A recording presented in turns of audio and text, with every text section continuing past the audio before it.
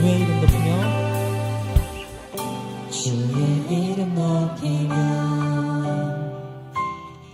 주를 찬양하나이다. 나를 구하러 오신 주를 기뻐하나이다. 할렐루야.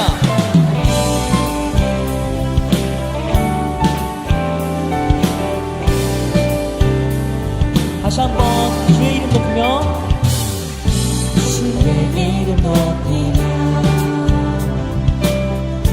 주를 찬양하나이다. 나를 구하러 오신 주를 기뻐하나이다. 하늘 영광 버리며 하늘 영광 버리고 이 땅 위에 십자가를 지시고 죄사했네. 무덤에서 일어나 하늘로 올리셨네. 주의 이름 할렐루야.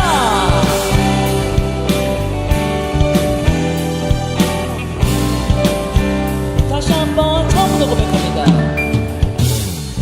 주의 이름 높이며 주를 찬양하나이다. 나를 구하러 오신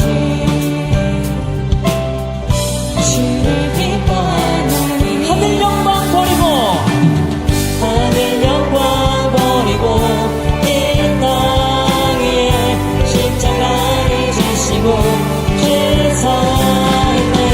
무덤에서 일어나 하늘로 올리셨네. 주의 이름 하늘 영광 버리고 하늘 영광 버리고 이 땅 위에 십자가를 지시고 죄사했네. 무덤에서 일어나 하늘로 올리셨네. 주의 이름 할렐루야.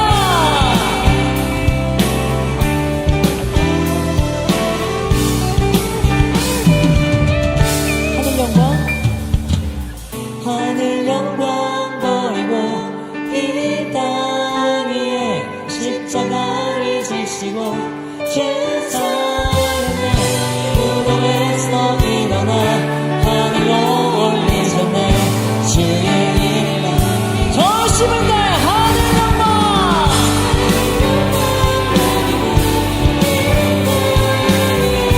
십자가를 지시고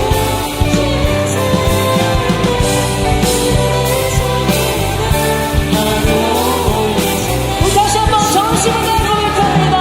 하늘 영광 버리고 하늘 영광 버리고 이 땅 위에 십자가를 지시고 죄사했네. 무덤에서 일어나 하늘로 올리셨네. 주의 할렐루야.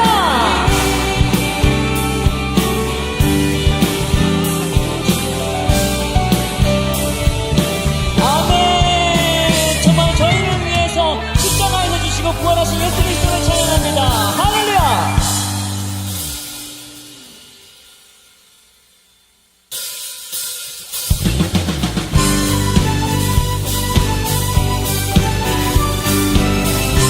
주 예수 그리스도의 놀라우신 은혜를 찬양합니다.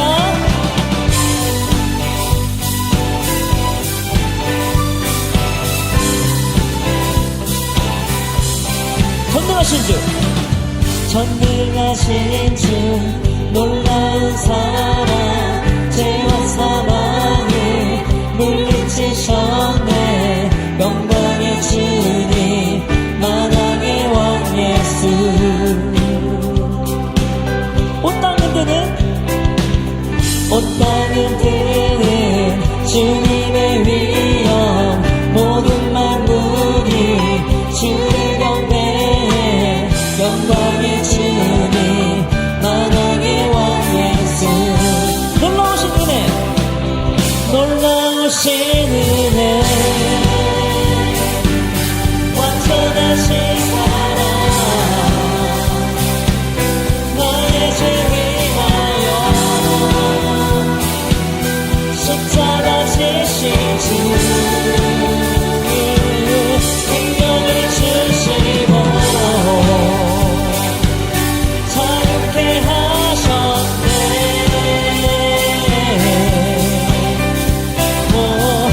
수행하신 모든 일 찬양해.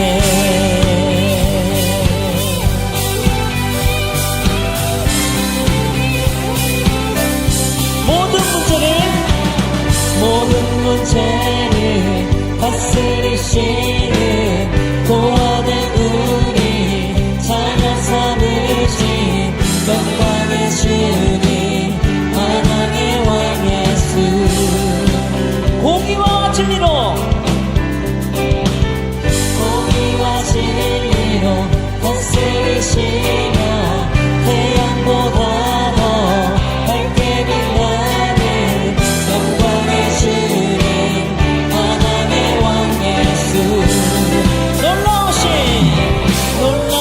은혜 완전하신 사랑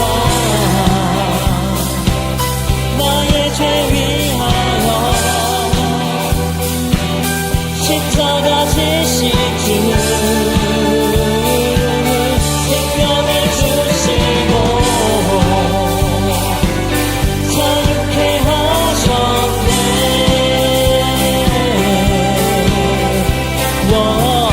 수행하신 모든 일 찬양해.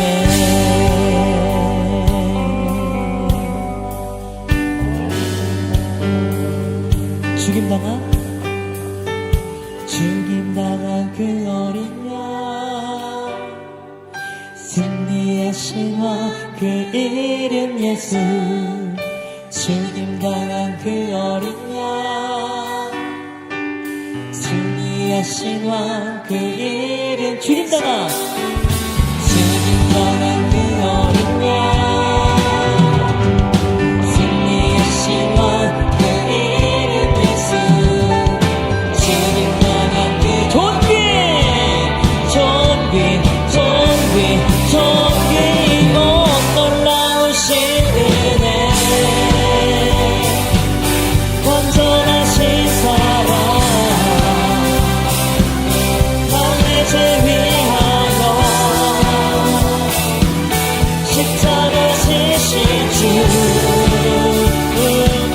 생명을 주시고 자유케 하셨네.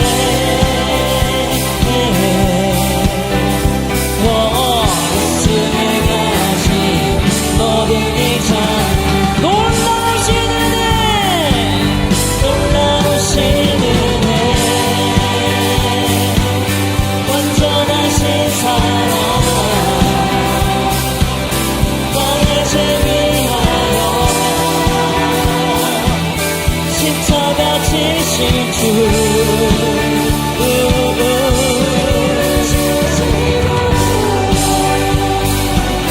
자유케 하셨네.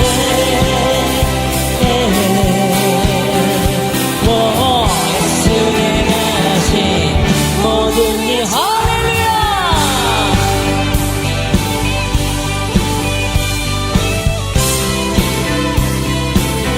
구원의 능력을 부어준 예수 그리스도를 전심을 다해 찬양합니다. 영광이시게 감사의 박수 올려드립니다. 할렐루야.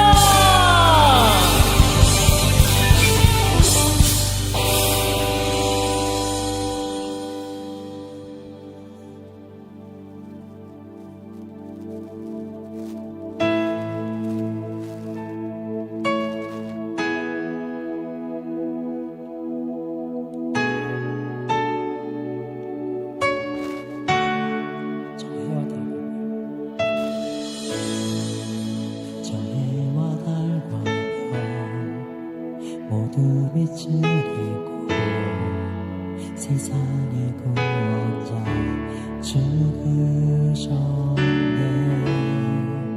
십자가에 달려 보혈을 흘리셨네. 모든 저주 주가 지셨네.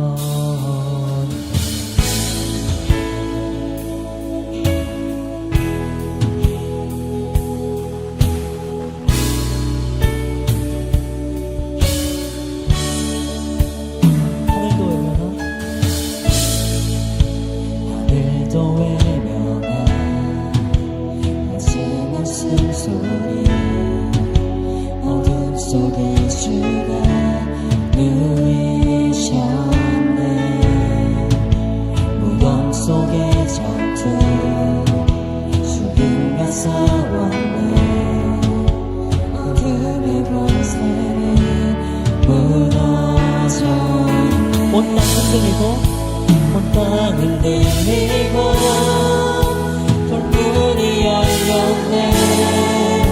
이길 수 없는 완전한 사랑 사망아 어디야 구원하신 주님 사망 권세 이겼네. 영원히요 왕 받으신 영원히도 님 받으신 영원히 승리하신 주 사셨네. 주 사셨네. 할렐루야.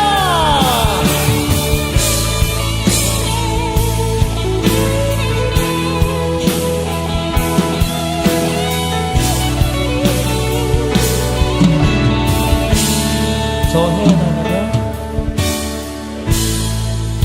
저 해와 나와냐 모두가 채우고 세상의 구원자 주이셨네. 십자가에 달려 너를 이셨네. 모든 저주가 지셨네. 하늘도 외면한 마지막 숨소리 어둠 속에 주가 누이셨네. 무덤 속의 전투 죽음과 싸웠네. 어둠의 권세는 무너졌네. 온 땅 흔들리고 돌문이 열렸네. 이길 수 없는 완전한 사랑아 어디야 구원하신 주님 사망 권세 이겨 영원히요 왕 받으신 영원히도 님 받으신 영원히 승리하신 주 사셨네. 주 사셨네. 영원히 영광 받으신 영원히요 왕 받으신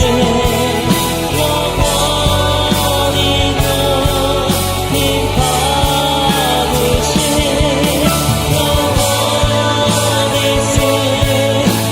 승리하신 주 사셨네. 주 사셨네. 오직 주님을 찬양합니다. 할렐루야.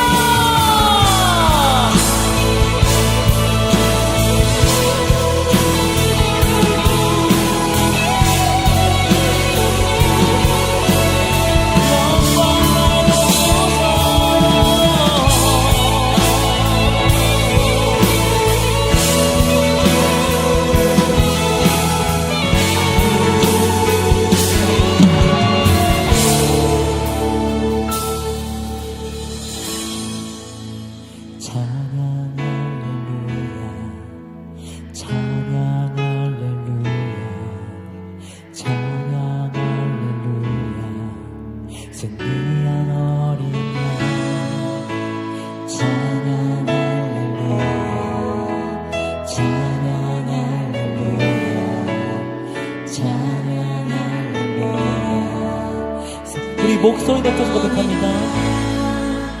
찬양 할렐루야 찬양 할렐루야 찬양 할렐루야 승리한 어린 양 찬양 할렐루야 찬양 할렐루야 찬양 할렐루야 승리한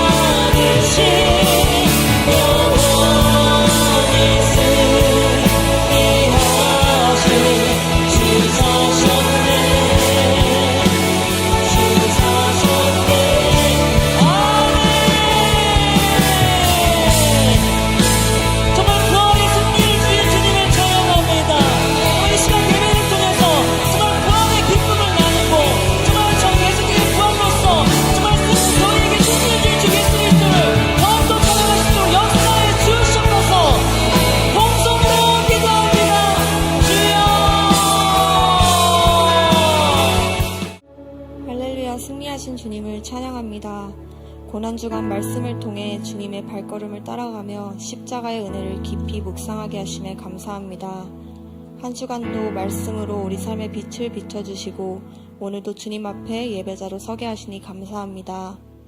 그러나 우리는 다 양 같아서 주님이 주신 은혜를 쉽게 놓치고 살아갑니다. 하늘에 속해 있으나 세상을 살아가는 저희는 육신의 정욕과 안목의 정욕과 위생의 자랑에 흔들리고 넘어집니다. 나에게 참 만족과 행복이 되시는 주님을 바라기보다 일시적인 만족을 주는 세상 가치의 마음을 빼앗기기도 합니다. 지금 이 시간 회개하는 마음을 부어 주시옵소서. 깨닫지 못하는 심령 가운데 임재하여 주셔서 주님의 십자가를 다시 바라보는 은혜를 주시고 주님이 주신 새 생명을 온전히 누리며 승리의 삶을 살아가는 빛의 자녀들이 되게 하여 주시옵소서. 우리 교회와 비전을 위해 기도합니다. 우리 교회가 복음의 능력이 살아있는 교회가 되게 하여 주옵소서. 사랑이 넘치는 공동체가 되게 하여 주시고 교회에 나온 영혼이 섬김과 사랑을 통해 한 가족으로 정착하게 하여 주시옵소서. 온 성도가 양육과 훈련을 통해 비전을 깨닫고 하나님 앞에 황홀한 평신도 사역자로 쓰임받게 하여 주시옵소서. 현재 봄사역이 진행되고 있습니다. 사역의 자리, 기도의 자리, 훈련의 자리마다 성령님께서 임재하여 주시옵소서. 사역자들이 먼저 복음의 절대 능력을 누리게 하여 주시고 영적 민감함으로 성령님의 일하심에 반응하게 하여 주시옵소서. 기도할 때 한 영혼을 묶고 있는 악한 권세가 떠나가고 그 안에서 참 자유와 해방의 복음이 선포되게 하여 주시옵소서. 행복 모임에 풍성한 열매가 맺히게 하여 주시고 열매를 통해 우리에게는 기쁨이 넘치고 하나님께 영광이 되는 봄사역 되게 하여 주시옵소서. 현재 15호 박주환 선교사가 필리핀에서 사역하고 있습니다. 언제나 성령 충만케 하여 주시옵소서. 언어의 지혜와 담대함을 더하여 주심으로 복음을 전하고 관계를 맺을 때 어려움이 없게 하여 주시옵소서. 함께하는 장단기 선교사와 사랑으로 연합하게 하여 주시고 공동체를 화평케 하는 자로 쓰임받게 하여 주시옵소서. 준비되고 있는 16, 17호 단기 선교사에게도 영적 능력과 은사를 더하사 영적 군사로 철저히 준비되게 하여 주시옵소서. 하나님의 부르심을 바라보며 기쁨과 감사로 나아가게 하여 주시고 서로가 서로에게 든든한 기도의 동역자가 되게 하여 주시옵소서. 준비하는 가운데 모든 상황과 환경을 열어주시고 남은 시간을 주님과 동행함으로 풍성히 채워가게 하여 주시옵소서. 교회의 영적 리더이신 다윗 목사님을 위해 기도합니다. 올해 여러 맡으신 일들로 바쁜 일정 가운데 분주하지 않게 하여 주시고 모든 일들을 감당할 수 있는 영역과 지력과 체력을 넘치도록 부어 주시옵소서. 성령께서 주시는 신령한 지혜와 은사로 쓰임받게 하여 주시고 비전을 선포하며 달려가실 때 같은 비전을 꿈꾸며 달려가는 제자들이 세워지게 하여 주시옵소서. 악한 영들의 공격으로부터 마음과 생각을 지켜주시고 육신을 강건케 하여 주시옵소서. 오늘 말씀을 선포하실 때 마른 뼈가 살아나듯 메마른 우리의 심령이 살아나게 하여 주시고 부활의 기쁨이 말씀 듣는 예배자들에게 넘쳐나게 하여 주시옵소서. 목사님의 가정에 복을 더하여 주시옵소서. 가정 안에 하나님의 사랑이 충만하게 하여 주시고 성도들에게 본이 되는 가정이 되게 하여 주시옵소서. 동역하시는 사모님께 지식의 말씀, 지혜의 말씀을 더하여 주시고 목사님과 함께 교회의 중심을 든든히 세워가게 하여 주시옵소서. 건강과 체력을 더하여 주시고 건강한 새 생산의 본으로 귀히 쓰임받게 하여 주시옵소서. 새 자녀들에게 넘치는 은사를 더하여 주시고 하나님 앞에 귀히 쓰임받는 삶이 되게 하여 주시옵소서. 오늘 젊은 예배를 위해 기도합니다. 오늘은 부활주일입니다. 예배 가운데 부활의 승리를 경험하게 하여 주시옵소서. 예배자들이 부활의 기쁨을 하루 종일 누리게 하여 주시고 주님께서 주신 구원이라는 선물에 다시 한번 감사하는 시간 되게 하여 주시옵소서. 부활의 기쁨이 오늘로 끝나는 것이 아니라 이것이 우리가 매일 품고 기도하며 살아가야 하는 가치임을 깨닫게 하여 주시옵소서. 내일부터 나아갈 각자의 삶의 자리에서도 살아계신 하나님을 드러내게 하여 주시고 그리스도인의 구별된 삶을 세상 가운데 보이게 하여 주시옵소서. 악한 시대 풍조 속에서도 타협하지 않는 믿음의 청년들이 되게 하여 주시고 날마다 그리스도 안에서 승리하는 삶이 되게 하여 주시옵소서. 아무나 올 수 없는 자리에 우리를 불러주셨습니다. 청년의 때에 하나님을 알고 하나님께 쓰임받는 기쁨을 누리게 하여 주시옵소서. 오늘 예배의 말씀이 삶을 비추는 등불이 되어 세상을 밝히는 빛의 자녀들로 쓰임받게 하여 주시옵소서. 예배를 준비하고 섬기는 사역자들을 기억하여 주시고 더욱 주님 앞에 예배자로 먼저 서기를 결단하게 하여 주시옵소서. 우리를 십자가에서 구원하신 주님께 감사드리며 예수님의 이름으로 기도합니다. 아멘.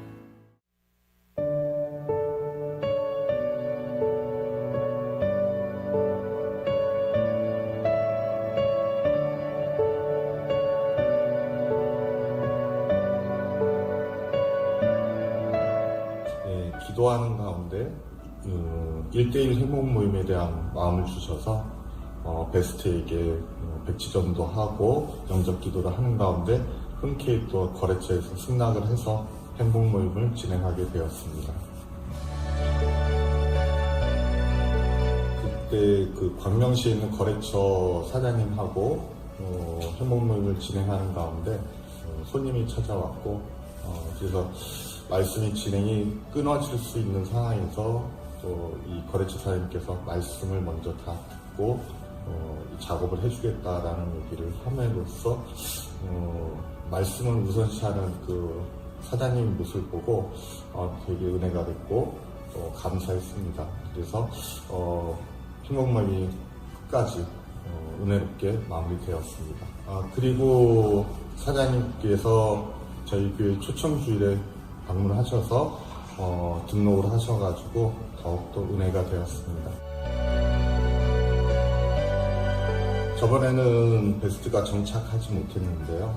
이번에 다시 또 흔쾌히 행복모임을 수락했고 다시 행복모임을 통해서 복음이 들어가고 그분이 우리 교회에 잘 정착할 수 있기를 기대하고 있습니다. 새봄 행복모임 잘 되고 있습니다. 기대가 됩니다.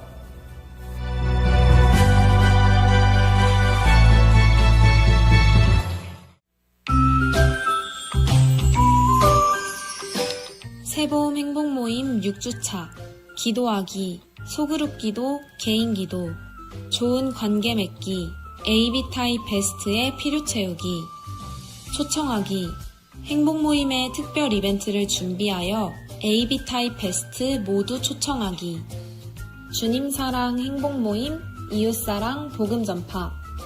잘 되고 있습니다. 기도하면 더 잘 됩니다.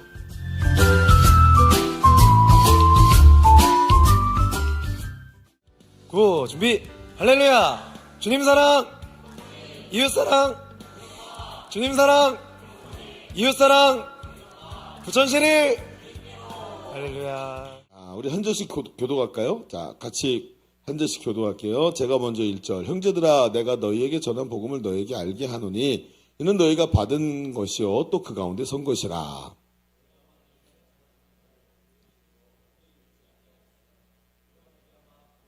내가 받은 것을 먼저 너에게 전하였노니 이는 성경대로 그리스도께서 우리 죄를 위하여 죽으시고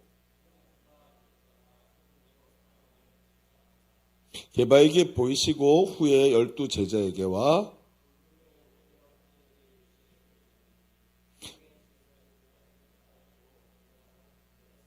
그 후에 야고보에게 보이셨으며 그 후에 모든 사도에게와 맨 나중에 만삭되지 못하여 난 자 같은 내게도 보이셨느니라. 아멘. 여러분, 기독교 신앙은 얼핏 정말 많은 교리가 있고 그 교리들을 다 지키는 게 기독교 신앙 생활을 잘하는 것이다라고 생각되지만 사실은요, 기독교 신앙은 단 하나의 사건 위에 서 있어요. 그 사건, 딱 한 가지 사건, 그게 기독교 신앙 전체를 아우르는데 그게 뭐냐 하면 바로 예수 그리스도의 부활이에요. 그래서 오늘 말씀, 사도 바울이 말이죠. 고린도전서 15장 14절 이렇게 말해요. 그리스도께서 만일 살아나지 못하셨으면, 부활하지 않으셨다면 우리가 전파하는 것도 헛것이요 또 너희 믿음도 헛것이며. 굉장히 극단적인 표현이죠. 만약에 부활이 없다면 믿음도 헛것이라요. 그러니까 부활은 기독교 신앙의 핵심이라는 거예요.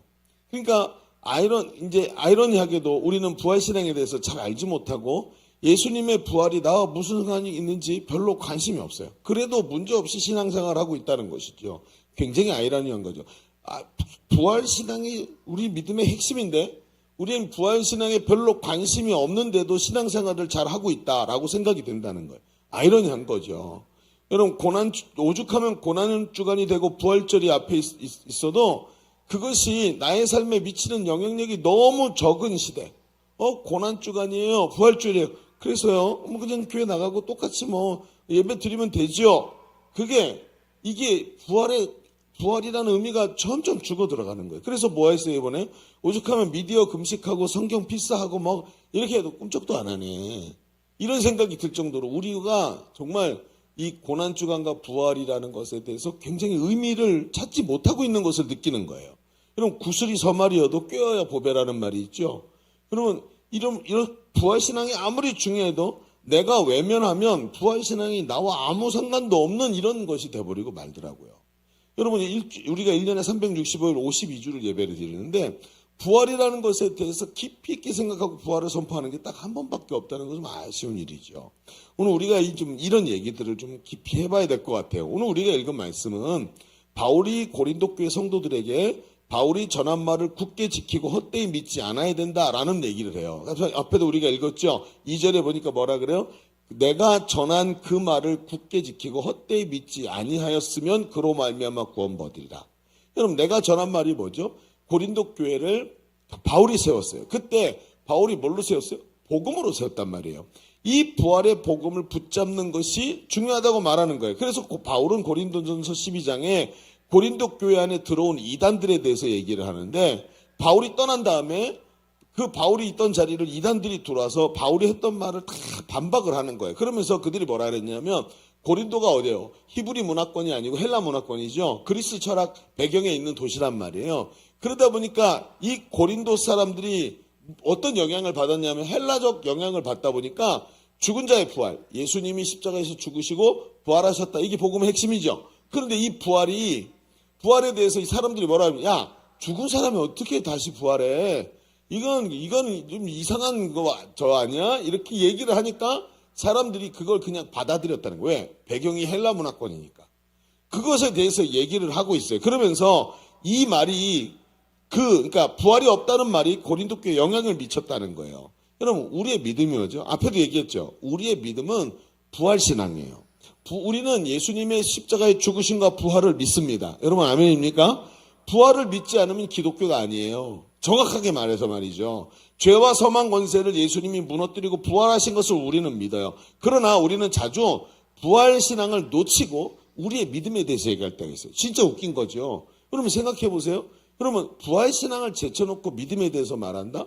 이거는 이상한 거예요. 굉장히 이상한. 왜요, 목사님? 그럴 수도 있죠. 여러분 생각해, 이제 그래서 오늘 말씀이 시작이 되는 거예요. 예수를 믿으면서 부활을 믿지 않는 사람이 있을까요? 아마 없을 거예요. 그러나 부활을 머리로 아는 것과 부활신앙으로 사는 것은 너무나 다른 거예요. 믿음이 있고 머리로 알지만 부활신앙을 살지 못하고 있다면 이것이 무엇인가? 오늘 성경에 바울이 말하는 것처럼 헛되이 믿는 것이다라고 하는 거예요. 내가 믿음이 있고 예수를 믿는데 부활신앙에 대해서 잘 모른다. 그걸 오늘 바울이 제목에 뭐라고 써 있어요? 헛되이 믿지 않는 부활이라 하지. 그게 헛되이 믿는 믿음이라는 거예요. 그럼 부활신앙이라는 게 있어야 헛되지 않는 믿음이 된다는 거죠. 자, 오늘 우리는 부활절을 맞이했어요. 오늘 우리는 어떻게 바울이 말한 대로 헛되이 믿는 것이 아니라 부활신앙으로 우리의 믿음을 승리의 자리로 끌고 갈 수 있을까? 이게 오늘의 우리의 물음표인 거예요. 이 물음표를 가지고 말씀을 좀 시작해 봅시다. 자, 오늘 말씀의 제목은 헛되이 믿지 않는 부활. 그래서 여러분 주보를 좀 펼쳐볼까요? 주보 펼쳐서 3면에 보면 짜증나죠? 첫째, 둘째밖에 없고 하나도 안 써 있어요. 다 써야 되는 게 갑자기 확 밀려오죠? 자, 한번 써봅시다. 첫 번째 이렇게 한번 써보세요. 먼저 왜 부활이어야만 하는지 알아야 돼요. 여러분, 우리가 부활신앙으로 승리하는 삶을 살기 위해서 왜 하필이면 부활이어야만 하는가라는 것에 대해서 이야기를 좀 해봐야 된다는 거죠. 왜 부활이어야만 하는가를 알아야 한다. 이 얘기입니다. 자, 좀 얘기를 펼쳐가 봅시다. 바울은 고린도 교회 성도들에게 분명히 말해요. 내가 전한 그 말을 굳게 지키고 헛되이 믿지 아니하면 그로 말미암아 구원받는다. 자, 이 말씀에서 헛되이 믿지 않는 것은 그가 전한 말을 굳건히 지키는 거예요. 그가 전한 말이 뭘까요? 그 뒷절인 3절에 딱 나와요. 내가 받은 것을 먼저 너희에게 전하였노니, 그렇죠? 내가 전에 고린도 교회를 세우고 너희와 함께 사역할 때 내가 먼저 받은 것을 너희가 그때도 전했지. 그러면서 이게 뭐냐? 성경대로 그리스도께서 구약의 예언의 말씀대로 예수 그리스도께서 우리를 위해 우리 죄를 위해 죽으시고 장사 지난 바 되셨다가 성경대로 사흘 만에 다시 살아나사 이 얘기를 하고 있는 거예요. 그러니까 뭐죠? 여러분, 바울이 지금 이전에 말했던 게 뭐냐면 예수님이 죽으시고 3일 만에 부활하신 것을 아주 선명하게 말하면서 그 증인들을 계속 열거려요. 그래서 게바에게도 보이시고 12 제자에게도 보이시고 그리고 맨 마지막에 8절에 이렇게 말해요. 나중에 만삭되지 못하여 난 자 같은 내게도 보이셨느니라. 이렇게 얘기를 하고 있는 거예요. 만삭되지 못하여 난 자, 무슨 뜻인지 아세요? 옛날 말에 팔삭동이 칠삭동이라고 들어봤어요? 여러분, 칠삭동이가 뭐냐면 엄마 뱃속에서 7달 만에 태어난 아기예요. 요즘엔 7달 만에 태어나도 인큐베이터가 있어서 잘 성장하고 하나도 문제 없거든요. 옛날에는 7달 만에 태어나면 아기가 자라면서 지능이 좀 모자란다든지 이런 일이 많았단 말이에요. 그래서 이런 만삭되어 태어나지 못한 자 같은 모질이, 이런 뜻이에요. 모질이. 그게 딱 정확한 단어예요. 모질이 같은 나에게도 보이셨다라고 말하면서 자신이 바로 그 부활한 주님을 만난 사람이라고 말해요. 왜 이 말이 중요할까? 바울에게 부활은 자신의 경험이고 결국 여러분 실상은 바울이 예수님을 만났어요? 정확하게 말해봅시다. 바울이 육신으로 예수님 만난 적 있어요? 없어요? 없어요. 바울은 예수님 본 적이 없어요. 그렇죠?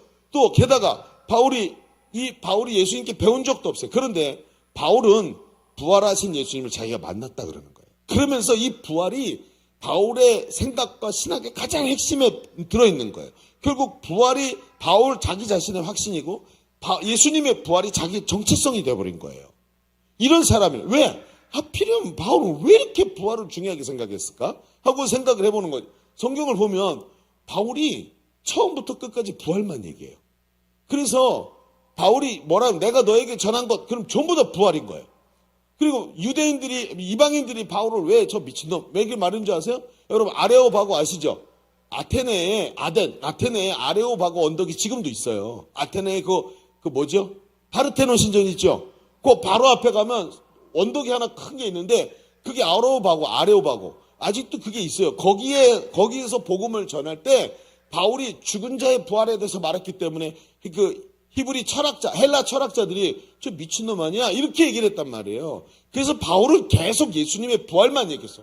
왜 바울은 계속 부활만 얘기했을까? 이유가 있을 거 아니에요. 자, 이제 1, 2, 3번 얘기를 할게요. 자, 첫 번째, 1, 뭐냐? 바울은 부활 신앙이 왜 이렇게 중요하다고 말했을까? 1번, 부활은 예수님의 십자가 사역이 완벽했음을 드러내기 때문이에요.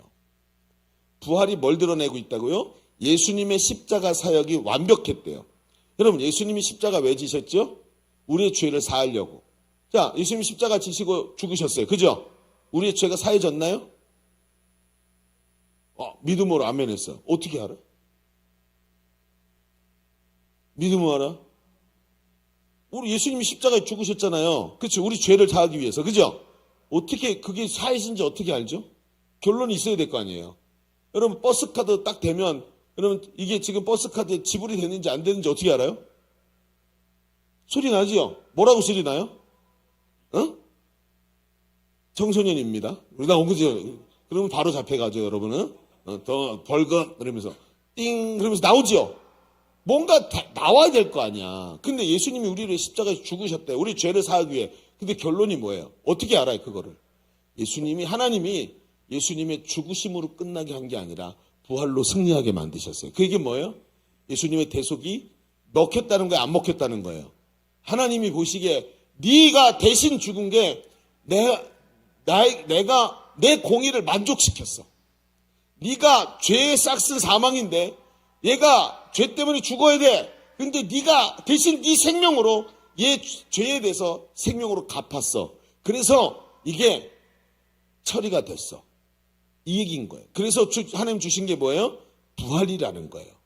여러분 로마서 4장 25절에 보세요. 읽어볼까요? 로마서 4장 25절 시작. 예수는 우리가 범죄한 것 때문에 내어줌이 되고 또한 우리를 의롭다 하시기 위해서 살아나셨느니라. 예수님이 우리가 죄 사함 받아서 의로운 자가 됐다고 하는 것을 증명해 주기 위해서 뭐 하셨다고요? 살아나셨대요. 예수님이 살아나지 않으면 우리의 죄가 사해졌는지 알 수가 없는 거라는 거예요. 이 말씀을 보십시오. 분명히 얘기하고 있어요. 고난이 예수님께서 십자가에서 우리의 죄를 속량하신 것이라면 부활은 그 십자가의 공로로 우리가 의롭게 된 것을 증명해내고 있다는 거예요. 만약에 부활이 없고 예수님이 그냥 대신 죽으심에서 끝났다면 우리는 죄사함을 받았을지 모르지만 예수 그리스도의 승리가 내 승리가 되지 않고 진정한 자유를 누리지도 못하고 승리를 선포하지도 못했을 거라는 것이죠. 여러분 잘 들으셔야 돼요. 부활이 없었다면 죄사함 받아도 우리가 승리가 선포되지 못하고 예수님이 부활하셨기 때문에 우리의 승리가 선포가 되는 거예요. 그래서 부활을 보면서 뭘 알아요? 우리의 죄가 사해졌구나. 부활을 보면서 하나님이 나를 아들로 받아주셨구나. 나를 딸로 받으셨구나. 부활을 보면서 하나님이 나를 사랑하셨구나를 알 수 있게 되는 거예요. 증명인 거예요. 영수증인 거예요. 여러분 우리가 왜 십자가를 사랑하죠? 저 십자가에서 예수님 죽으시고 끝난 게 아니라 부활하셨습니다. 그래서 기독교의 십자가는 저 뒤에 있어요. 기독교의 십자가는 예수님의 모양이 달려있지 않아요. 가톨릭의 십자가는 예수님이 아직도 매달려 있지만 기독교의 십자가는 예수님이 없어야 정상이에요. 왜? 우리는 부활신앙을 갖고 있기 때문이에요. 그래서 여러분 십자가 목걸이 살 때 예수님 이렇게 달려있는 거 더 멋있어 보이죠? 그러면 안 돼요. 그런 거 들고 메고 다니면 안 되는 거예요. 예수님이 아직도 죽어 있잖아요. 거기서는 희생만 말하잖아요. 여러분 그게 복음이 아니에요. 예수님은 죽으시고 부활하셨습니다. 그래서 우리에게 부활의 생명을 주신 분이 예수님이고 그게 우리의 믿음이 됐잖아요. 영접하는 자, 곧 그 이름을 믿는 자들에게 하나님의 자녀가 되는 권세를 주셨습니다. 왜? 부활하셨기 때문에. 부활하시니까 아직 내가 죽지 않았는데 나는 구원받았다는 걸 확신하게 돼요. 왜? 부활하셨으니까. 여러분 내가 죽어봐야 천국 가는지 지옥 가는지 알 거 아니에요. 그런데 우리는 예수를 믿고 내가 천국 갈 거 알게 돼요. 왜? 부활하셨잖아요. 아무에게나 부활 주시던가요? 여러분 저 병원 장례식장 가갖고 거기 있는 거기 있는 시체들 다 부활하라고 시켜보세요. 일어나나? 아무도 안 일어나요. 아무에게나 부활 주시는 게 아니라 하나님께서 저 부활을 우리에게 증거로 주신 줄로 믿습니다. 그래서 알게 되는 거예요. 그래서 부활이 없으면 아무것도 안 일어나는 거예요. 여러분 보십시오. 우리는 불안하거나 두렵지가 않아요. 왜? 예수님이 이미 승리하셨기 때문입니다. 성경에 예수님이 하셨던 모든 말씀이 부활로 말미암아 예수님의 말씀이 진실이었다는 것이 증명이 됐어요. 왜? 하나님이 부활을 주셨으니까. 네 말이 진짜야. 여러분 인정하신 거예요. 예수님이 말씀대로 하나님께서 하실 것을 우리는 예수님의 말씀대로 하나님이 행하실 것을 우리는 알 수 있어요. 어떻게 해요? 하나님이 부활을 주셨으니까. 예수님 말씀처럼 될 거예요. 예수님 말씀처럼 심판이 있고 천국이 있고 지옥이 있고 우리의 결론이 승리라는 것을 예수님이 말씀하신 대로 하나님 이루실 줄로 믿습니다. 왜? 하나님은 부활을 주셨으니까. 그래서 부활이 중요한 거예요. 두 번째, 왜 그 부활 신학이 있어야 되냐? 두 번째, 예수님의 부활이 우리의 부활을 보증하기 때문이에요. 뭐라고요? 예수님의 부활이 뭘 보증한다고요? 우리의 부활을 보증해요. 거기다 이렇게 쓰세요. 강승신의, 여러분의 이름을 쓰세요. 강승신의 부활을 보증한다. 얼마나 중요한 말인지 아세요? 정용준의 부활을 보증한다. 예수님의 부활이. 예. 옆에다가 아멘 쓰면 또 더 좋을 것 같고, 그죠? 아멘 할렐루야 주여 믿습니다. 이렇게 쓰시면 안 돼요. 거기까지 가지 맙시다. 자, 여러분 생각해 보세요. 예수님은 사망 권세를 이기셨어요. 더 이상 사망이 더 이상 예수님을 가둘 수 없을 정도로 부활하는 순간 사망이 깨져버렸어요. 사망이 가두던 철창이 끊어져 버렸어요. 그래서 사망이 더 이상 예수님을 가둘 수가 없었어요. 그런데 중요한 것은 우리가 그리스도 안에서 예수님과 함께 십자가에 죽을 때 동시에 예수님의 부활에도 함께 참여하게 되었다는 거예요. 여러분 바다에 한 마리의 큰 바다뱀이 헤엄을 치고 다녔어요. 얼마나 큰지 바다뱀이 용 같은 뱀이 다녔다는 거예요. 그런데 그 뱀이 수많은 물고기를 집어삼켰어요. 잡아먹었다는 거죠. 그러다가 어떤 물고기가 하나 있는데 이 물고기가 날카로운 지느러미를 가진 물고기가 있었는데 이 뱀이 그 날카로운 지느러미를 가진 물고기를 삼켜버렸어요. 근데 이 날카로운 지느러미를 가진 물고기가 뱀의 뱃속에 들어갔다가 나 여기 싫어. 냄새나. 들어. 여기 깜깜해서 여기 못 있겠어. 그러면서 자기 무기인 날카로운 지느러미를 쫙 펴가지고 막 온몸을 비틀었더니 그게 칼날처럼 날카로운 게 이 뱃속에, 지금 앞에 있던 큰 뱀의 배를 자르기 시작했어요. 그리고 쫙 베버리고 가죽이 찢어져가지고 그 뱀의 뱃속에 있던 그 물고기가 나왔어요. 혼자. 한 마리가 툭 튀어나왔어요. 왜? 그 지느러미가 너무 날카로워서 잘라버린 거예요. 그랬더니 어떤 일이 벌어졌을까요? 그 전에 먼저 잡아 먹혔던 다른 물고기들이 그 뒤를 따라 나와서 다 살게 된 거예요. 자, 봅시다. 그 뱀은 죽었어요. 이 뱀이 뭐죠? 바로 사망입니다. 사망이, 이 뱀이 오랫동안 수많은 사람을 잡아먹었어요. 그런데 어느 날 예수님까지 삼켰어요. 그랬더니 예수님이 죽음을 찢어버리시고 죽음을 깨뜨려버리시고 그냥 배를 가르고 나와버리셨어요. 예수님을 믿고 죽은 자가 예수님을 따라 나와서 부활하게 된 줄로 믿습니다. 이게 우리 부활의 보증이란 뜻이에요. 여러분, 나사로가 죽었을 때 예수님이 이렇게 말했어요. 얘들아, 나사로가 잔다. 우리가 깨우러 가자 했더니 제자들이 장난인 줄 알고 우리가 깨우러 갑시다 했더니 예수님이 얼굴을 정색하시더니 나사로가 죽었다. 이렇게 얘기를 하시는 거예요. 제자들이 눈치를 보죠. 근데 그러면서 우리가 나사로를 살리러 가자. 그러고 갑니다. 갔지요? 자, 예수님의 목적이 있어요. 분명히 나사로를 살릴 수 있어요. 그리고 살리러 가는 거예요. 자, 그전에는 보면 이건 여러분, 이건 1, 2부 예배 때 안 했던 얘기예요. 결과가 뭐예요? 설교가 더 길어질 거란 얘기예요. 자, 근데 보면 나사로 사건 전에 보면 예수님이 죽었다가 살리는 사건이 나와요. 그렇죠? 근데 그 유대인들은요, 사람이 죽잖아요. 워낙에 날씨가 덥기 때문에 먼저 매장부터 해요. 죽은 거 확인하고 그 다음에 향품 처리하고 동굴이잖아요. 저기가 무덤이 구멍을 파서 동굴 안에다 집어넣죠. 그러니까 먼저 매장부터 해요. 그 다음에 나중에 뭐 어쩌다가 살아나면 그냥 걸어 나오면 그만인데. 그래서 예수님이 살려낸 사람들은 어떠냐면 다 당장 조금 전에 죽었어요. 회당장 야이로의 딸. 아이고, 선생님을 더 이상 괴롭게 하지 마십시오. 조금 전에 당신 딸이 죽었습니다. 예수님이 믿기만 하라 그래서 살려내시죠. 그렇죠? 아직 이 아이가 죽은 다음에 아직도 싱싱할 때 살려내셨단 말이야. 근데 나사로는 지금 며칠 만에 갔어요? 4일 됐어요. 4일. 근데 예수님이 딱 가시니까 나사로가 어딨냐 했더니 나사로가 죽은 지 4일 돼서 이미 냄새가 납니다. 이미 다 썩었어요. 끝났어요. 근데 예수님이 살려내시는 거예요. 이거는 그냥 잠깐 이제 조금 전에 죽었어요. 맥박 이렇게 뭐죠? CPR 하면 살지도 몰라. 이런 개념이 아니야. 그렇죠? 이건 엄청난 얘기를 하는 거예요. 완전히 다른 종류의 거예요. 근데 그 앞에 무슨 얘기가 나온지 아세요? 예수님이 울어. 나사로가 죽은 걸 보고.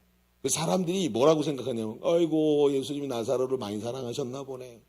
아니, 다른 사람들 눈먼 자를 낫게 하시는 분이 나사로는 못 고쳤을까? 아유, 이제 죽었어. 이제 얼마나 슬플까? 예수님도 우네? 라고 얘기해요. 예수님 슬퍼서 우는 걸까요? 아니에요. 사망에 사로잡혀서 사망이 끝이야. 예수님이 오셨는데 우리 오라버니가 죽었어요. 예수님 조금만 빨리 오셨으면 안 죽었을 텐데.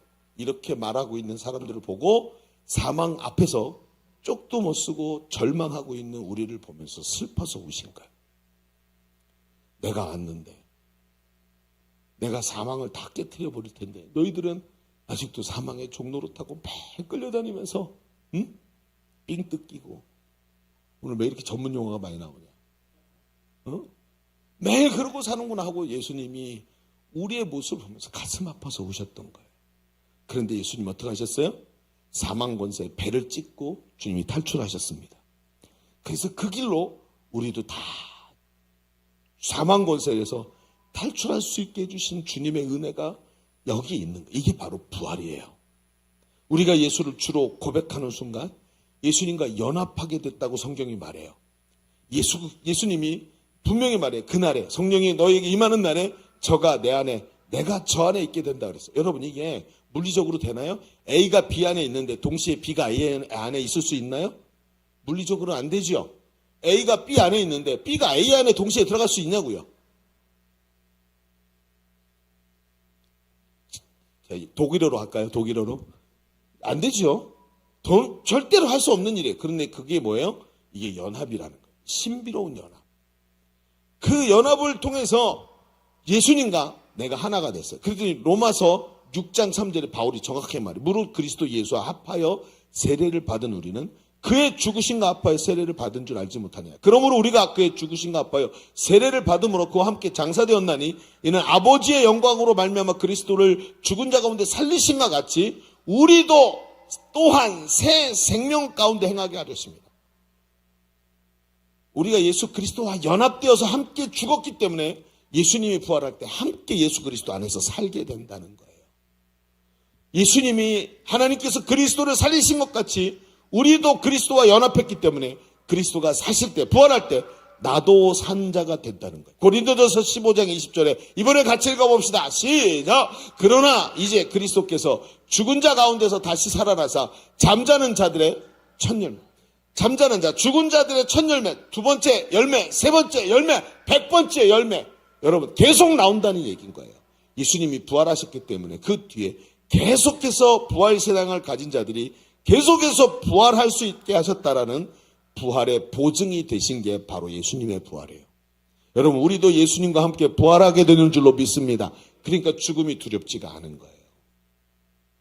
여러분 장례식에 많이 가보잖아요. 저는 장례식에 참 많이 가요. 그리고 죽은 사람도 정말 많이 봤어요. 죽은 사람 본 적 있어요? 여러분 제가 처음 본 죽은 사람은 군대에서 수리탄으로 자살한 사람이었어요. 그리고 머리하고 팔이 없었어. 내가 군종병 때. 그 다음부터 제가 목회자가 되고 나서도 돌아가신 분의 시신을 많이 봤어요. 그리고 장례를 치르는데 장례를 치르다 보면 가끔 옆에 장례 치르는 분들한테서 이상한 소리가 들려. 막 싸워. 막 울부짖으면서 싸워. 그래서 도대체 왜 그러나 하고 가보면 들어보면 무슨 얘기냐면 우리 아버지 이제 마지막으로 가시는데 이 정도는 해드려야지 막 그러면서 형제들끼리 싸우는 거예요. 왜 그럴까요? 이게 끝이라고 믿는 거예요. 아버지하고 이제 마지막이래요. 그래서 끝이라서 좋은 거 해드려야 된대요. 맞지요? 왜? 끝이니까. 아니에요. 우리는 그게 끝이 아니라는 걸 알아요. 부활해서 하나님 나라에 마지막에 모든 사람이 부활해서 일어나서 예수님이 재림하실 때 주님을 맞이한다고 성경에 써 있어요. 그날 먼저 하나님 나라 하나님 앞에서 부름 받았던 우리 어머니, 아버지, 할아버지, 친구들, 사랑하는 자들 다 부활해서 주님 나라 문 앞에서 예수님만 오시는 그날 맞이할 줄로 믿습니다. 그래서 그게 끝이 아니라 우리의 부활이 끝이라는, 이걸 성경은 우리에게 뚜렷하게 말하고 있어요. 세 번째, 왜 바울은 부활 신앙을 얘기하냐? 부활은 예수님이 참된 왕이 되신 것을 선포하는 거예요. 부활은 예수님이 참된 왕이 되신 것을 선포해요. 정확하게 말해. 예수님이 진짜 왕이야. 이런 얘기인 거예요. 부활은 예수님이 참된 왕이 되신 것을 선포하기 때문이에요. 보세요. 예수님이 부활하시던 당시에 그 당시 세상은 로마 제국이 전 세계를 지배할 때예요. 막강한 군사력으로 무장하고 무지합의하게 전쟁을 치르고 막 사람들을 다 죽이고, 그리고 모든 세상을 호령하던 로마의 권력자들을 모두가 두려워하던 시기예요. 그런데 예수님의 부활이 어때요? 세상 권력이나 힘을 뛰어넘은 강한 권세가 예수님께 있다고 예수님이 선포하셨어요. 부활하신 예수님이 제자들에게 이렇게 말해요. 마태복음 28장 18절. 예수께서 나와 말씀하여 이르시되 하늘과 땅의 모든 권세를 내게 주셨으니. 여러분, 하늘과 땅의 모든 권세가 예수님께 있다. 아니, 로마 황제가 눈 시퍼렇게 뜨고 있단 말이에요. 근데 모든 권세가 예수님께 있대요. 부활하신 예수님은 하나님께서 예수님께 그 권세를 주셨다고 선언하셨어요. 즉 예수님이 하늘과 땅의 모든 나라의 주권을 가진 참된 왕이라는 뜻이에요. 이 말씀은 예수님의 부활을 목격한 제자들에게 와서 더욱 확실하게 깨달아지고 선포되는데, 예수님이 승천하신 이후에 오순절에 성령을 충만히 받은 베드로는 성령이 깨닫게 하시고 주신 지혜로 자신이 예수님께 듣고 보고 배운 것들을 자꾸 예수님 예언하신 대로 자꾸 생각이 나는 거야. 아, 예수님이 그때 하셨던 말씀이 이런 뜻이었구나. 아, 나중에 성령이 오시면 너에게 모든 것을 생각나게 하실 거라고 말했는데 바로 이게 그 뜻이었구나 하면서 자꾸 깨달아지는 거예요. 사도행전 2장 36절에 이렇게 말해요. 그런즉 이스라엘 온 집은 확실히 알지니 너희가 십자가에 못 박은 이 예수를 하나님이 주와 그리스도가 되게 하셨느니라. 여러분, 제자들이 정확하게 알기 시작해요. 아, 하나님이 부활을 하게 만드셔서 예수를 모든 세상의 주와 그리스도가 되게 만드셨구나. 이게 부활이라는 거예요. 그래서 예수님이 모든 곳에 왕이 되시도록 만든 게 부활이다 라고 하는 것을 베드로가 알기 시작해요. 그래 여러분 가만히 보십시오. 죄의 싹은 사망인데 사망을 정복한 게 부활이에요. 죄의 주관자가 사탄인데 부활이 죄로 세상을 찬탈한 사탄의 권세가 부활로 짓밟아버리고 이기신 거예요. 그러니까 뭐예요? 세상 권세를 찬탈하고 있던 죄의 주관자인 사탄이 부활로 멸망당했어요. 죄의 싹신 사망을 정복하신 게 부활이니까 사탄이 부활로 인해서 멸망당해 버린 거예요. 그래서 하늘과 땅의 모든 권세를 예수님이 가지시게 된 거예요. 부활은 예수님이 참된 왕이신 것을 증명합니다. 그리고 그 예수님이 세상 끝날까지 우리와 함께 하고 계신 것을 부활이 우리에게 확실하게 말해주는 거예요. 그래 여러분 보세요. 예수님 부활하셨습니다. 무슨 뜻이에요? 하늘과 땅의 모든 권세를 가지신 예수님이 지금 내 안에 계십니다. 할렐루야. 이 뜻인 거예요. 복음의 절대 능력은 부활하신 예수님이 나의 능력 되실 때 우리에게 나타나는 거예요.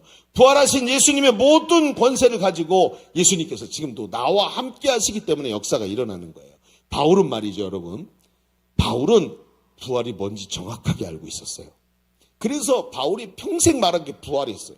그리고 자신이 부활하신 주님을 목격했다고 말했어요. 그러니까 얼마나 확실했을까요? 예수님의 부활을 봤어요. 이 부활이 뭔지 알고 있어요. 얼마나 대단한 능력인지 바로 자기 믿음이었어요. 부활의 능력이 자신에게 있는 것을 매일 경험했어요. 그러니까 어때요? 여러분, 기도만 하면 질병이 낫고 심지어 바울이 안질이 있어서 눈에 계속 눈곱이 끼는 거예요. 그러니까 어떻게 해요? 손수 갖고 눈곱을 자꾸 닦아. 그 손수건이 무릎에 있었는데 바울이 복음을 전하니라고 정신이 없으니까 사람들이 바울이 옆에 떨어뜨려 놓은 손수건을 이렇게 들고 가서 아픈 사람에게 딱 얹었더니 병이 낫기 시작하는 거예요. 기가 막힌 거야. 복음의 능력이 바울에게 나타나기 시작하는데 왜? 부활의 능력이 바울에게 있다는 것을, 예수 그리스도가 부활의 능력이시라는 것을 정확하게 안 바울에게 이 복음의 능력이 나타나기 시작하는 거예요. 여러분, 오늘 우리가 이 말씀을 정확하게 봐야 됩니다. 바울은 부활의 능력으로 충만했습니다. 바울은 부활이 뭔지 정확하게 알고 있었고 그 부활하신 예수님을 자기가 모시고 살아가고 있던 사람이에요. 누구처럼? 여러분처럼. 여러분 안에 예수님이 계시는 줄로 믿습니다. 예수 그리스도가 내 안에 계시고 내가 예수 안에 있는 존재가 누구예요? 여러분이란 말이에요. 영접하는 자, 곧 그 이름을 믿는 자들에게 하나님의 자녀가 되는 권세를 주셨다. 그 부활하신 예수님이 여러분 안에 있는 줄로 믿습니다. 자, 우리 첫 번째 얘기를 정리해 봅시다. 우린 지금까지 바울이 말한 부활을 헛되이 믿는 것에 대해서 말씀을 봤어요. 그 첫 번째가 왜 부활신앙이 중요한가에 대해서 얘기를 했는데 바울은 부활이 모든 것이라는 것을 알고 있었다 그랬죠. 부활이 흔들리면 모든 믿음이 흔들리는 거예요. 반대로 부활이 확실하면 능력으로 충만해지고 부활의 능력이신 예수 그리스도가 내 안에 능력이 되시는 거예요. 그러니까 어때요? 부활이 없는 믿음 한번 생각해 보십시오. 부활이 없는 믿음이 뭐죠? 보통 사람들이 부활이 없는 믿음을 많이 말해요. 나는 믿음이 있어 라고 말하는데 부활은 저 뒤로 밀어놓고 너는 하나님이 하실 거라고 믿어. 뭘 하시는데요? 부활을 빼놓고 하나님이 하신대. 여러분, 내 기도가 응답될 거야. 왜? 왜 응답되죠? 예수 그리스도 안에 있기 때문이에요. 부활하신 예수 그리스도 안에 내가 있으니까 예수 그리스도의 하늘과 땅의 모든 권세를 가지신 예수님이 내가 기도했더니 예수님 안에서 기도해서 하나님이 부활하신 예수님의 기도로 받아주시는 거예요. 여러분, 내 기도가 응답되는 걸 믿으십니까? 무슨 뜻인지 아세요? 예수님이 부활하셔서 내 기도의 능력이 되고 계시다는 뜻이에요. 이걸 믿는 거란 말이죠. 그걸 모르고 그냥 믿고 이렇게 나가서는 안 되는 거죠. 자, 그렇다면 목사님 맞아요. 그래요. 분명히 부활신앙이 중요한 걸 알겠어요. 바울도 그래서 평생 부활을 얘기했고 부활이 이런 능력이 있는 것도 알겠어요. 그런데 부활신앙이 어떻게 살아가는 거예요? 어떻게 해야 부활신앙을 사는 거죠?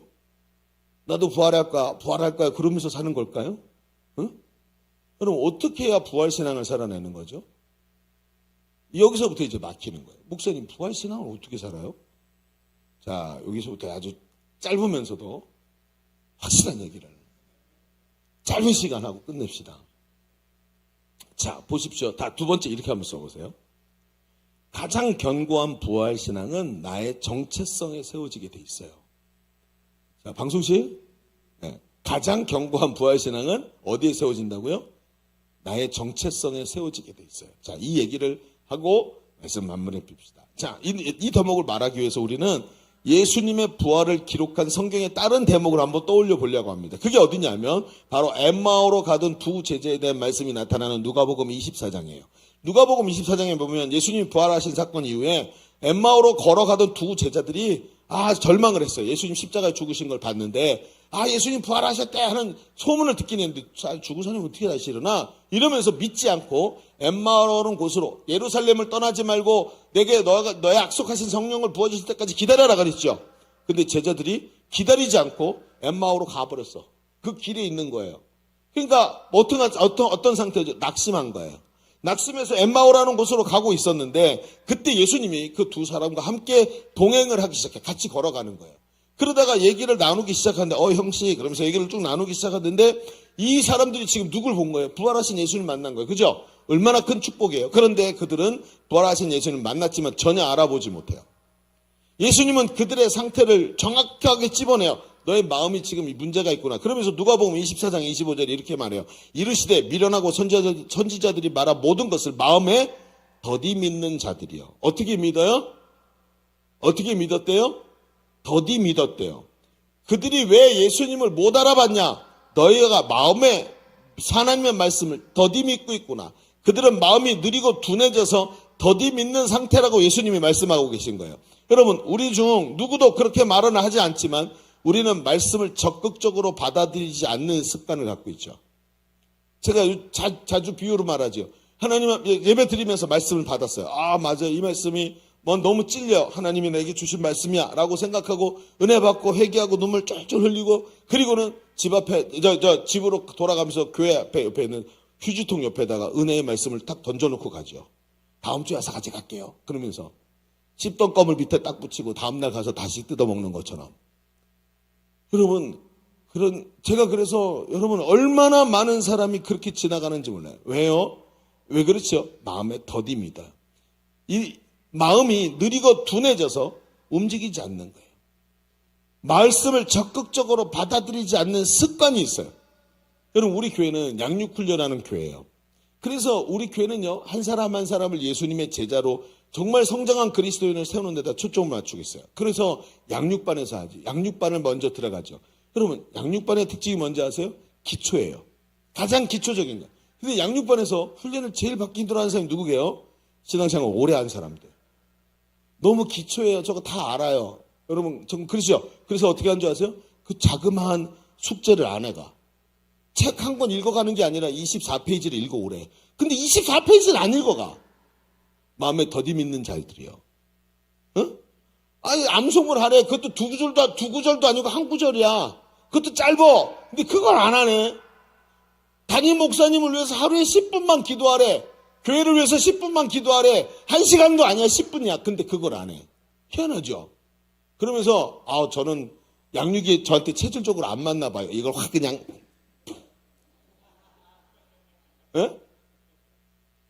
얼마나 웃긴 얘기예요. 그렇지 않아요? 마음에 더디면 움직이질 않아. 근데 여러분, 양육반의 메시지가 뭔지 아세요? 양육반의 메시지가 뭐죠? 사죄의 확신, 구원의 확신, 기도응답의 확신, 인도의 확신, 승리의 확신. 가장 기초지만 제일 어려운 거예요. 이건 쉬운 게 아니에요. 내가 지난번에 들었을 때 다 이해를 하지 못했기 때문에 이번에도 받아들이지 못하는 거예요. 여러분, 제가 20년째 훈련 받고 있어요. 뭐를요? 양육반. 이번에 양육반 훈련 받으러 또 가요, 저도. 가서 제일 힘든 게 양육반이에요. 구원의 확신 얼마나 힘든지 아세요? 얼마나 어려운 얘기인지 아세요? 그런데 마음에 더디 믿으니까 안 되는 거예요. 여러분, 양육반에서 제일 많이 변화되는 사람이 누구든가요? 예수 처음 믿고 6개월 미만에 된 사람들 들어가면 바로 변해요. 얼마나 많이 변화되는지 아세요? 훈련 한 번도 안 받아본 사람들 양육반에 가서 사모님이 천사처럼 보여요. 이렇게 말해요. 제 눈에도 그렇게 보인다고 말을 전해주세요. 얼마나 기가 막힌지 마음에 더디 믿으니까 다른 사람에게는 그렇게 귀하게 변화되는 자리가 나한테는 아무것도 아닌 자리가 되는 거예요. 그런데 이렇게 마음에 더디 믿는 제자들이 패딱하고 변화되는 순간이 오지요. 32절에 이렇게 말해요. 다음 절 보여주세요. 자, 방송실 32절이 나오죠. 거기 그들이 서로 말하되 없나요? 그래요. 자, 우리 한번 읽어봅시다. 시작. 그들이 서로 말하되 길에서 우리에게 말씀하시고 우리에게 성경을 풀어주실 때 우리 속에서 마음이 뜨겁지 아니하더냐. 예수님께서 도와주시죠. 이놈들이 하나도 못 알아들어. 그리고 잘 들어봐. 구약 성경에 이렇게 써있지. 메시아가 오실 텐데 그가 고난당한다 그랬지. 나무에 달린 자마다 저주받은 자라 그랬지. 그게 메시아 아니야. 맞아요. 그러고 보니까 예수님이 바로 이 사람이었던 거예요. 눈이 확 닫혀있던 이 사람이 말씀을 풀어주시고 깨닫게 하시니까 마음이 뜨거워지면서 눈이 열려요. 차차 변화가 일어나는 것이 아니라 눈이 열리니까 갑자기 깨달아지면서 휘딱 뒤집어지더라는 거예요. 그러면 이렇게 눈이 열린 제자들이 하는 행동을 보세요. 그들은 절망 속에 있었어요. 그런데 그 즉시로 가던 길을 돌려서 어디로 가요? 엠마오로 예루살렘을 떠나지 말고 내가 너희에게 약속한 성령을 위로부터 부어주실 때까지 기다려라 그랬던 사람들이 그 말을 듣고도 엠마오라는 곳으로 도망치고 있었던 게 갑자기 깨달아지더니 방향을 바꿔서 다시 예루살렘으로 다시 갖고 뭐하죠? 35절에 뭐하고 시작해요? 두 사람도 길에서 된 일과 예수께서 떡을 떼심으로 자기들에게 알려진 것을 말하더라. 예수님의 부활을 증언하는 사람으로 뒤바뀌어 버렸어요. 여러분, 지금 이 사람들이 더디 믿던 사람들이 뭘로 바뀌었다고요? 부활의 증인으로 바뀌었다고요. 자, 하나만 더 볼까요? 바울을 보십시오. 사도 바울로 다시 돌아봅시다. 그는 예수님을 어떻게 믿었죠? 이 밤의 색으로 가서 예수 믿는 사람을 다 감옥에 가두려고 가다가 빛으로 오신 예수를 만나죠. 그리고 눈이 멀었어요. 주여 니시오니까 네가 어찌하여 나를 핍박하느냐. 주여 니시오니까 나는 네가 핍박하는 예수라. 응? 얘기를 합니다. 그리고 나서 아나니아가 와갖고 안수해줬더니 눈에서 비늘 같은 것이 뚝 떨어지면서 콘택트 렌즈가 뚝 떨어지면서 보기 시작했어요. 그러고 나서 딱 보기 시작하면서 첫 번째 하는 일이 뭐죠? 사도행전 9장 20절을 보세요. 같이 시작. 즉시로 각 회당에서 예수가 하나님의 아들이심을 전파. 아니, 예수 믿는 사람을 감옥에 가두려고 했던 자가 부활하신 예수님을 딱 만나자마자 뭘로 뒤바뀌었어요? 부활을 증거하는 자로 바뀌었어요. 오늘 우리가 읽은 말씀에 바울이 부활이 없다고 하는 그 헛된 것을 믿는 것이 아니라고 믿지 말고 강력하게 부활의 사람이 되라고 말하고 있어요. 예수님의 부활이 참된 것이라는 것을 말하기 위해 자기가 계속해서 부활의 증인들을 열거해요. 베드로에게도 보이셨고 12 제자에게 보이셨고 그리고 8절에 뭐래요? 맨 나중에 만삭 뛰지 못하여 난 자 같은 내게도 보이셨느니라. 자기 자신을 뭘로 얘기하고 있어요? 난 누구예요? 예수님의 부활을 증언하고 있는 증인으로 자기를 마지막에 딱 갖다 대는 거예요. 내가 누구예요? 부활을 목격한 나도 증인이야. 어느 정도까지 증인인 줄 아니? 난 평생 예수 그리스도의 부활을 증언하니라고 전 세계를 돌아다녔어. 나는 예수 그리스도의 부활을 증언하다가 40에 하나 감하는 매를 수도 없이 맞았어. 나는 예수 그리스도의 부활을 증언하기 위해서 다니다가 수도 없이 배가 깨져서 파손해서 바다 위에서 둥둥 떠서 살지 죽을지 모르고 가고 있었어. 난 수도 없이 매 맞았고 핍박받았고 수도 없이 죽음을 무릅쓰면서 나는 부활을 증언하는 사람으로 평생을 살았어. 그러면서 사도행전 20장 24절에 말해요. 내가 달려갈 길과 주 예수께 받은 사명 곧 하나님의 은혜의 복음을 증언하는 일을 마치려 하면은 나의 생명조차 조금도 귀한 것으로 여기지 아니하노라. 바울은 부활을 목격하고 변화됐어요. 그리고 부활의 증인으로 자기 정체성을 새롭게 발견하고 평생 그 고통 속에서도 부활의 증인으로 살았어요. 바울이 마지막 죽는 순간까지 절대로 그의 믿음이 흔들리거나 약해지거나 작아지지 않았어요. 왜? 평생 뭘 말했어요? 부활의 증인으로 살았어요. 자신의 가치관이 나는 누구야? 나는 부활의 증인이야. 나는 누구야? 나는 부활의 증인이야. 하고 말했던 사람들이 전부 다 이렇게 살았다는 거예요. 더디 믿는 사람의 정체성이 아니라 부활의 증인으로서의 정체성을 가진 사람. 복음을 전하는 현장을 보십시오. 복음을 전하는 현장에 얼마나 강력하게 성령이 역사하시는가. 행복모임 인도자가 돼보셨습니까, 여러분? 많은 이번에 행복모임을 처음 인도하는 인도자들이 하는 말이 뭔지 아십니까? 행복모임을 들을 때와 내가 행복모임 메시지를 전할 때가 이렇게 다를 줄 몰랐습니다. 이렇게 다를 줄 몰랐습니다. 내가 행복모임을 다른 우리 셀리더가 전할 때 거기 앉아서 들을 때는 졸리고 이게 무슨 말인지 이해가 안 되더니 내가 복음을 전하는 사람이 딱 돼갖고 예수 그리스도의 부활을 말하기 시작하는데 이렇게 다를 줄 몰랐습니다. 왜? 주께서 그 따르는 표적으로 전하는 말씀을 확실히 증언하시니라.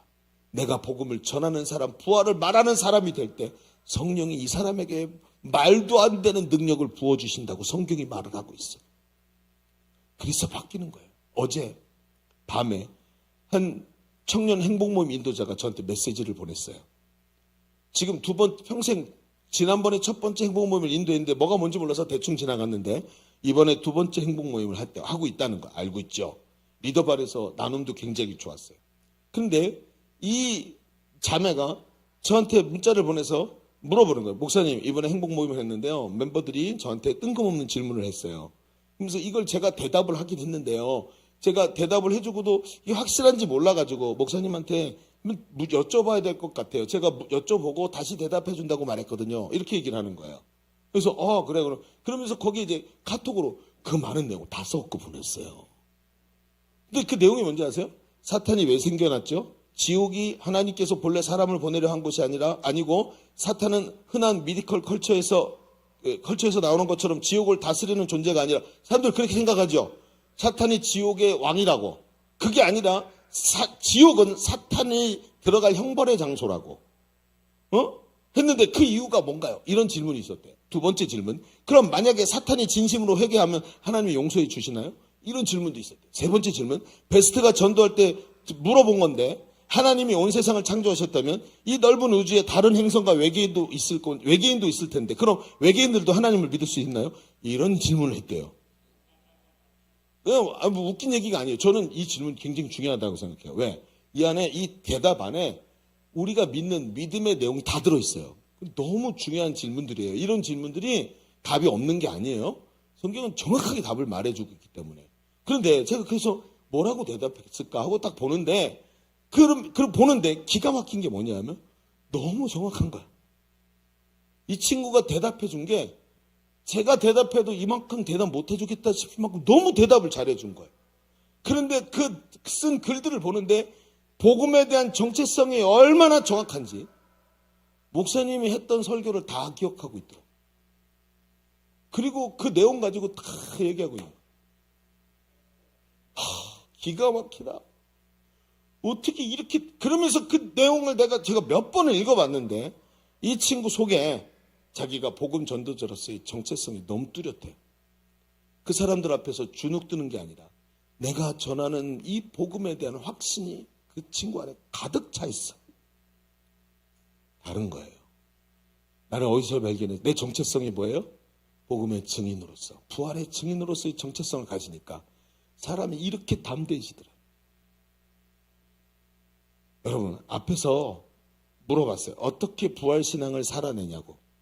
부활신앙이 중요한 건 알겠어요. 근데 목사님 어떻게 해야 돼요? 어떻게 하냐고요? 부활을 전하는 자가 되십시오. 바울은 평생 그러고 살았어요.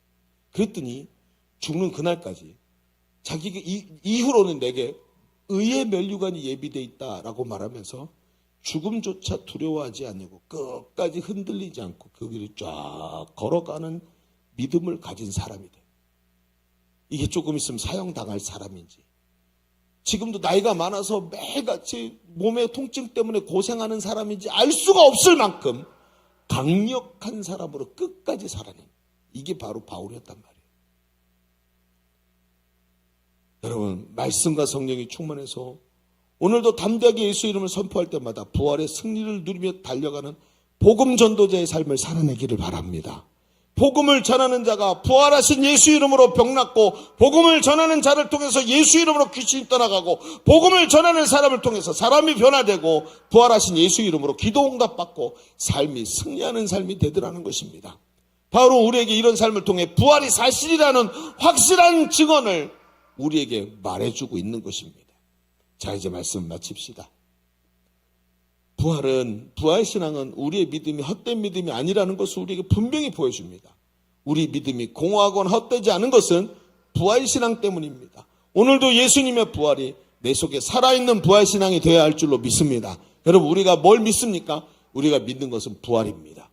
예수님이 부활하셨기 때문에 우리의 믿음이 모든 것이 그 부활에 연결이 되어 있고, 우리가 믿는 것이 부활 때문에 하나님의 능력으로 나가게 되어 있는 거예요.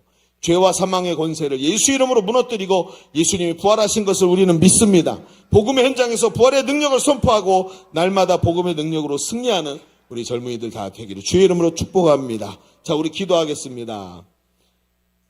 여러분, 오늘 우리는 지난 한 주간 동안 미디어 금식, 성경 필사하기, 여러 가지 방법으로 고난 주간을 보내고 오늘 부활주의를 맞이했습니다. 혹시 우리 가운데 마음에 더디 믿어 부활이라는 말 자체가 굉장히 어색하게 들리고 있는 것은 아닐까요? 목사님, 나는 교회 올 때 그런 것 때문에 교회 온 게 아닌데 자꾸 부활 하니까 굉장히 힘들게 느껴지네요. 여러분, 아닙니다. 오늘 우리의 마음에 더디 믿는 마음이 아니라 부활의 증인으로 하나님 앞에 서야 할 줄로 믿습니다. 그럴 때 부활하신 예수 그리스도의 승리가 우리의 삶에 부활의 능력으로 다가오는 거예요. 하나님, 오늘 내가 부활의 증인으로 살아내는 삶을 살기를 원합니다. 나를 위해 부활하시고 나를 위해 승리하신 주님이 내 안에 살아계신 것을 증언하는 부활의 증인이 되게 하여 주옵소서. 오늘 말씀에 은혜 붙잡고 주님 한번 외치고 기도합니다. 주여, 할렐루야. 아버지 하나님, 오늘도 우리가 부활의 증인으로 살아내기를 간절히 원합니다. 우리가 아버지 부활의 증인으로 아버지의 담대한 믿음으로 주님 앞에 서기를 간절히 원합니다. 오늘 하나님, 아버지 하나님, 정말 하나님 앞에서 불신앙으로 살면서 아버지 하나님, 우리의 삶을 일관되게 주님 우리의 부활의 승리를 누리고 살아가는 것이 아니라 매일같이 쓰러지고 넘어지고 아버지 하나님 그저 좌충우돌하며 산 것은 아니었습니다. 마음에 더디 믿고 더디 움직이고 더디 하나님 앞에서 내 마음의 게으름 때문에 부활 신앙을 누리지 못하고 살아가는 것은 아버지 역사에 우리 한 번 더 기도하십시다. 여러분, 오른손을 가슴에 얹어보십시다. 여러분, 제가 양육을 하다가 이렇게 말했어요. 내가 확신한다. 큐티만 제대로 하고 하루에 1시간만 기도하면 변화되지 않을 사람이 없다. 그때 사람들이 제 얘기를 듣고 있던 양육훈련생들이 다 똑같이 아멘이라고 말했어요. 여러분, 큐티만 제대로 해도, 아니 양육받으면서 숙제만 제대로 해도 사람 변화됩니다. 근데 어느 날인가부터 내 마음에 게으름이 찾아왔어요. 마음에 더디 믿고 부활신앙을 걷어차버리고 하나님 살아계신 것을 체험하지도 못하고 느끼지도 못하고 그저 불신자처럼 점심시간에 밥 먹으면서 기도 한 자락하지 못하는 사람으로 지금 있는 것은 아닐까요? 성령님이 나에게 찾아오셔서 계속 변화를 말씀하시는데 내 마음이 더디 믿는 마음 때문에 양육반에서 훈련받고 제자대학에서 훈련받으면서도 변화되지 않고 있는 나 자신의 모습을 보면서 스스로 좌절하고 있는 것은 아닐까요? 하나님, 내 마음에 더디 믿는 자가 아니라 오늘 부활의 능력으로 채워지기를 원합니다. 부활하신 예수님이 나의 능력이 되시기를 원합니다. 내 안에 게으름이 떠나가게 하여 주시옵시고 부활의 능력으로 채워지게 하여 주옵소서. 부활신앙이 회복되게 하여 주옵소서. 기도합니다. 주여, 할렐루야. 예수님이 나의 능력이십니다. 내 안에 게으름들이 다 떠나가게 하여 주시옵시고 아버지 마음에 더디 믿던 생각들, 더디 믿던 마음들이 다 사라지게 하여 주옵소서. 거절감, 불순종, 게으른 마음 하나님 떠나가게 하여 주시옵시고 오늘도 부활의 증인으로 살아내게 하여 주옵소서. 부활의 증인으로 살아내게 하여 주옵소서. 하나님 숙제 한 자락 안 해가고 하나님 앞에서 부족한 모습으로 부활 아버지 게으른 모습으로 영적으로 짓눌려 있는 모습으로 서지 말게 하시고 하나님 부활하신 예수님이 나의 능력 되신다고 말하고 하나님 앞에서 아버지 부활신앙으로 승리하는 자들이 하여 주옵소서. 하나님 역사하여 주옵소서. 주님 인도하소서. 내 마음을 새롭게 하여 주옵소서.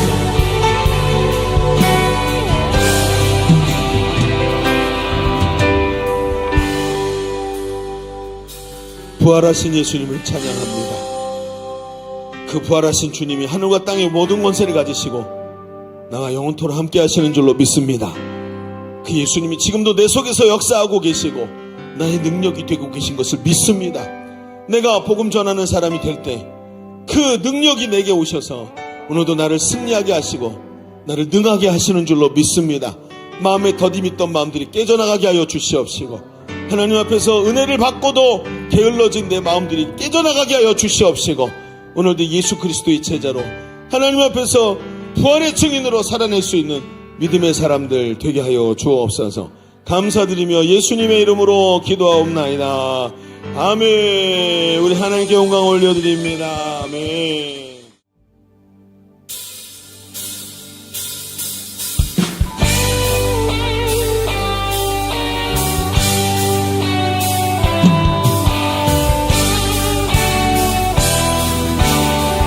우리 구원의 주님을 찬양합시다.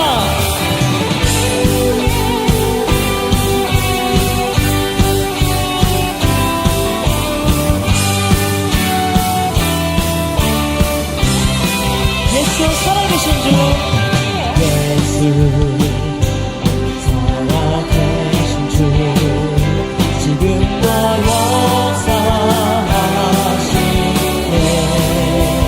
죽음의 계신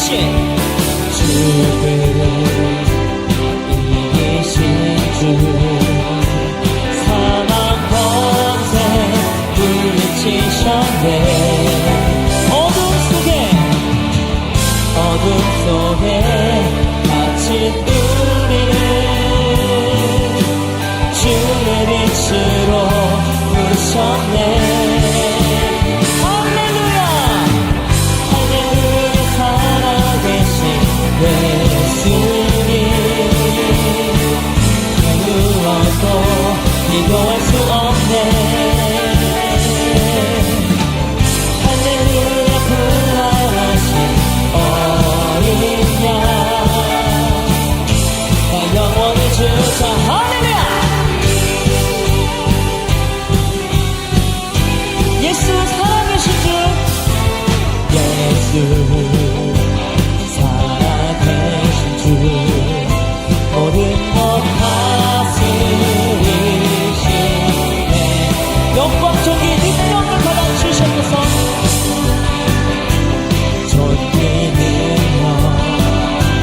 다시 사신 주께 드리세. 어둠 속에 갇힌 우리를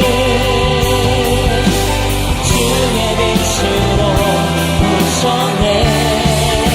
할렐루야 할렐루야 살아계신 예수님,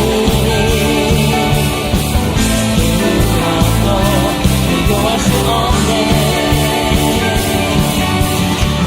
할렐루야 부활하신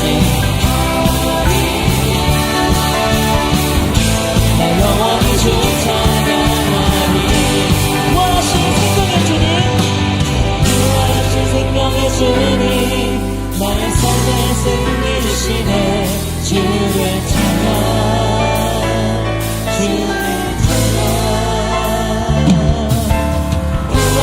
생명의 주님, 나의 삶의 승리 주시네. 주를 찬양, 주를 찬양. 부활하신 생명의 주님, 나의 삶의 승리 주시네. 주를 찬양, 주를 찬양. 할렐루야 할렐루야 살아계신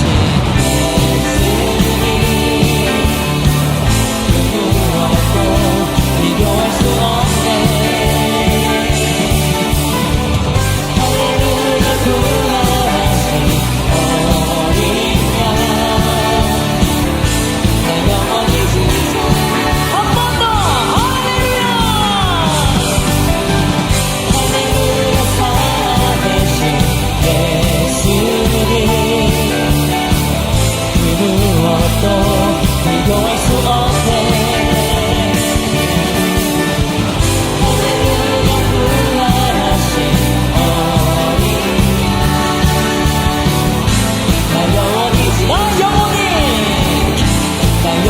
주 찬양해. 나 영원히 주 찬양하리. 아멘. 구원하신 주 예수 그리스도를 찬양합니다. 할렐루야. 기도하겠습니다. 사랑의 하나님 감사합니다. 오늘 이렇게 귀한 부활절을 맞이하게 하시고 하나님께 부활의 능력이 무엇인지, 어떻게 부활의 능력으로 살아갈 것인지 하는 주여 너무나도 확실한 성경의 말씀을 같이 나누게 하시니 감사합니다. 하나님, 우리의 믿음이 부활에 있는 것을 알게 하여 주시옵시고, 부활이 없는 믿음이 헛된 것인 걸 깊이 깨닫고 그 부활하신 예수 그리스도의 능력 안에서 살아내는 우리 성도의 삶이 되게 하여 주옵소서. 오늘도 예배하면서 하나님께 예물 올려드린 손길들이 있습니다. 부활절 감사로, 또 11조로 감사로, 여러 가지 목장에서 모임 속에서 하나님께 올려드린 예물을 주님 받으시고 그 깊은 곳에 들어있는 중심을 받으시며 향기를 맡으시고 주님 기쁘셔서 저들 손길 위에 축복하시며 하늘의 곳으로 채우시는 은혜가 넘치게 하여 주시옵소서. 우리의 삶의 현장이 너무나도 어렵습니다. 세상 전체가 전쟁의 소용돌이에 휘말려 들어가고 모든 경제적 지표들이 떨어지고 우리에게도 위기가 찾아오고 있다는 이야기들이 사방에서 들립니다. 그러나 주님, 하나님 살아계심을 믿게 하여 주시옵시고 사랑하시는 자녀들에게 은혜 베푸시는 분인 것을 믿고 두려워하는 자가 아니라 부활신앙으로 승리하는 우리의 삶이 되게 하여 주옵소서. 돌아가는 발걸음 지켜주시고 삶의 현장에 주님과 동행하게 하시며 성령으로 충만케 하여 주옵소서. 감사드리며 이제는 우리 구주 예수 그리스도의 은혜와 아버지 하나님의 지극하신 사랑하심과 성령님이 내주하시고 교통하시고 함께 하시는 은혜가 오늘 모여 예배하는 모든 젊은이들 머리 위에, 우리의 삶의 현장과 미래 위에, 준비하고 있는 것들 위에, 우리의 가정과 또 하나님께서 복주신 주님의 몸된 교회와 지금도 신음하고 있는 이 나라 이 민족 위에 이제로부터 영원토록 함께 계시기를 간절히 축원하옵나이다. 아멘.